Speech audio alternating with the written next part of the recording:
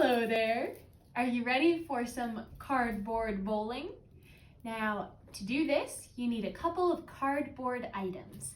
I chose 3 toilet paper rolls, 1 powdered sugar box, and this isn't cardboard, this is plastic, but a plastic vinegar bottle. We are going to line them up in a pyramid shape, like this. Okay? In a triangle, with the widest part closest to me. Now I'm going to take a ball, count down, 3, 2, 1, and then roll the ball and try and knock over everything.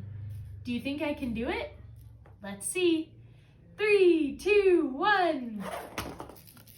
Oh, I only knocked over 2 toilet paper rolls. I'll try again. I knocked down all 5 objects. Let's see how many you can knock down. Are you up for the challenge, STEAM family?